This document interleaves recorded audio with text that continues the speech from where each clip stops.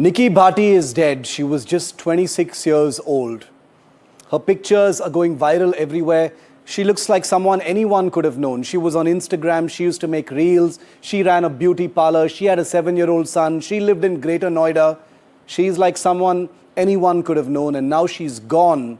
And the only thing left are images of her stumbling down a blaze down a staircase after being beaten senseless by her brutal in-laws and husband. She's gone and there is no bringing Nikki Bhati back. But someone who did manage to survive dowry violence of the most brutal kind is another young Indian woman named Sonali.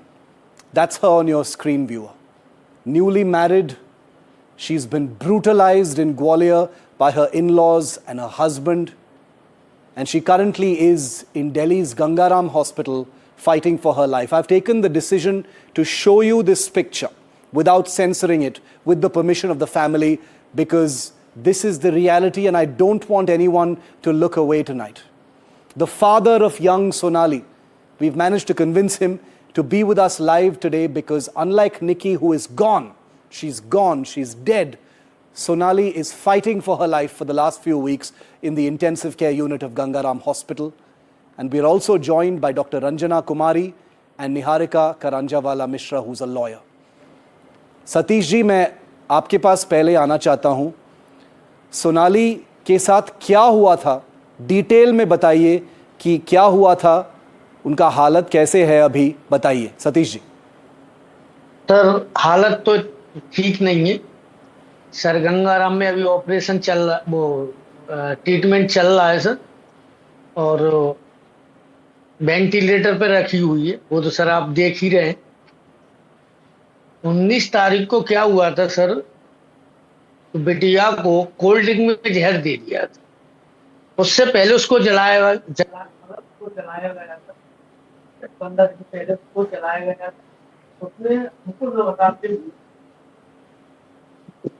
मेरे भाई का लड़का उसको phone किया था कि भैया ऐसे मुझे जलाया था. तो प्रश्न सवाल थी सोनाली ने, तो भैया अभी कुछ मत कहना, सावन चल रहा है, सावन को मैं घर जाऊंगा तब मैं पापा को, क्योंकि मेरी तबीयत खराब रहती है, मेरे बाल कपड़े कोई डॉक्टर ने बता. तो वो कुछ ये नहीं बता रहे कि पापा को कोई अटैक ना आए. मुझे नहीं बताया. 19 तारीख को रात को 11:30 बजे फोन आया था. तो मम्मी के लिए उसने फोन किया था कि मम्मी मुझे कोल्ड ड्रिंक में कुछ दे दिया है में. तो मैंने इधर से फोन किया था तो भैया आदित्य की जो लड़की को ले आया है, आदित्य को मैंने फोन किया तो उसकी तबीयत खराब हो रही है, सांस नहीं आ रही है, उसकी ज्यादा तबीयत खराब हो रही है, उसको हॉस्पिटल ले जाओ.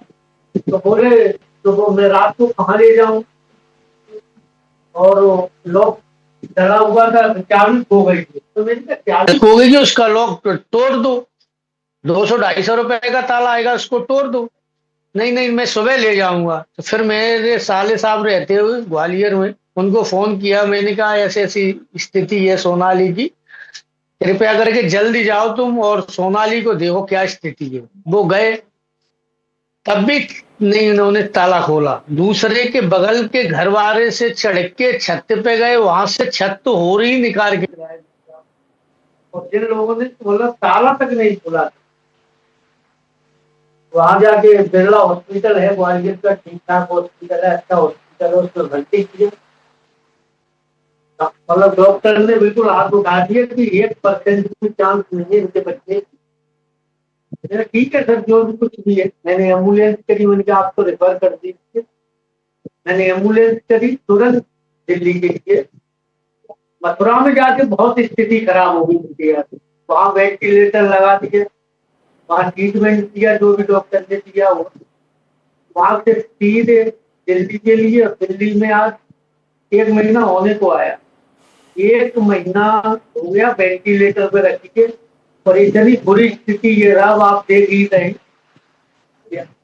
मतलब 1% चांस आज भी है बचने के, अन्यथा चांस है. तो मेरा सर आपसे एक ही निवेदन है, ऐसे दहेज लोग जो मतलब दहेज लोग ये इसलिए कह रहे हैं कि इन्होंने बुलेट की मांग की थी कि मुझे मोटरसाइकिल चाहिए, मैंने बेटी के ब्याह में 14.5 लाख रुपए नगद दिए थे। सतीश जी, कुछ सतीश जी, सामान।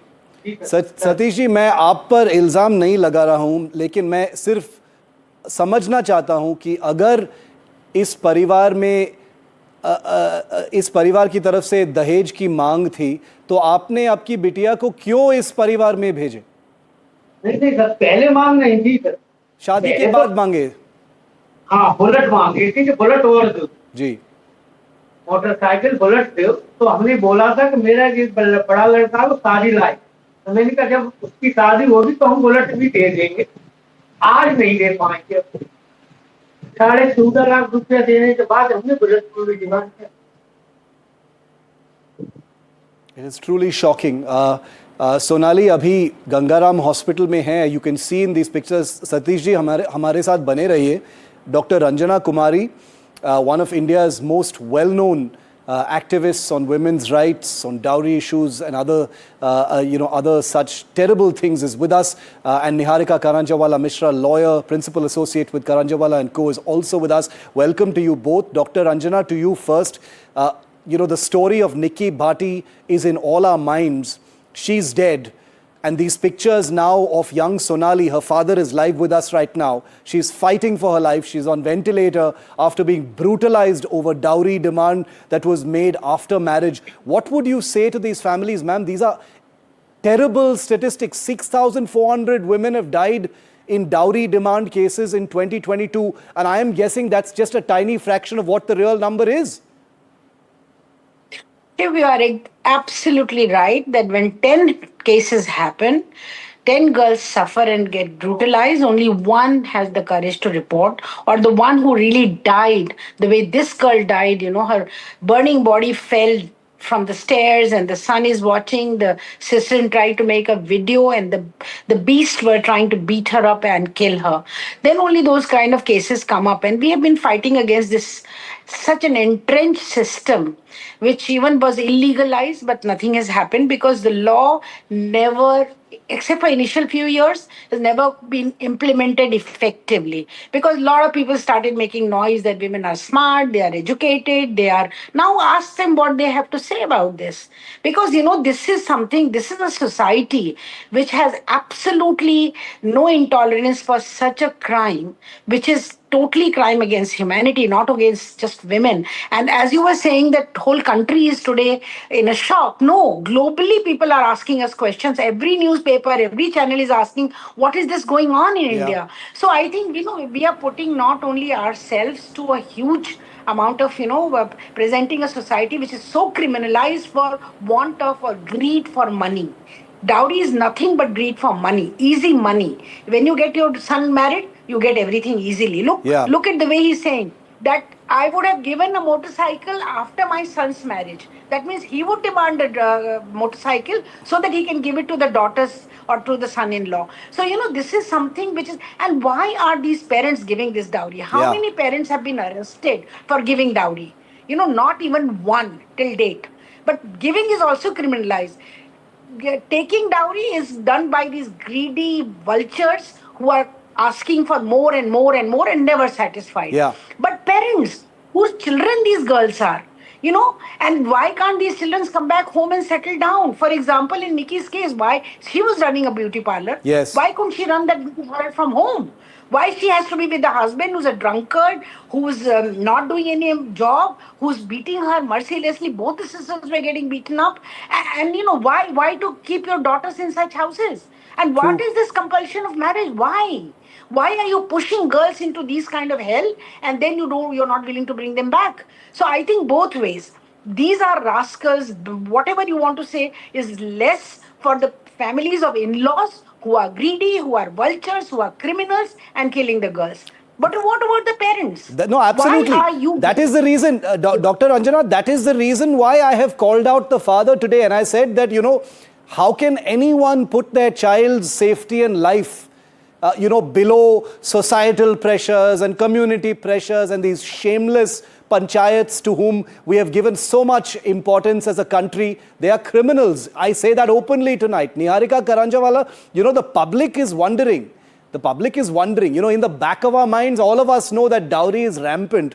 We need to constantly remind ourselves that dowry was criminalized in the 1960s, and yet the statistics that we see today are terrifying. It's happening everywhere, at all strata of society, from the rich to the middle class to the poor. What is your view, ma'am?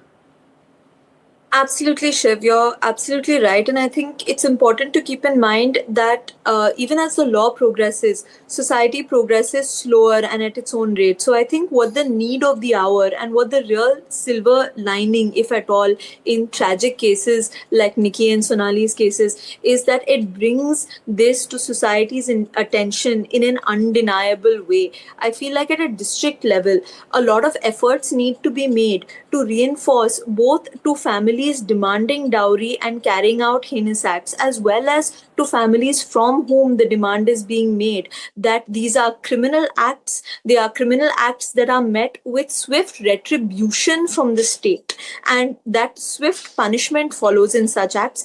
And even to the families whose daughters are married into such houses, I think it is essential to remember that if cruelty is being carried out at any level, one must keep in mind that it can escalate, and that if your daughter is being treated in this way, do not feel any societal compulsion to send her back into this home. In fact, Dr. Ranjana will be able to attest to this more than anyone, I believe. In a lot of cases, even when there is no physical violence in the home, there is a phenomenon known as separation violence, where in, I think, about 70% of all instances where separation violence erupts, it can be serious to fatal. So, I mean, even in instances where cruelty has till now been simply verbal and psychological, which people tend to take at a far less serious level Very than true. physical cruelty, it can suddenly escalate to a near fatal or completely fatal level. So I think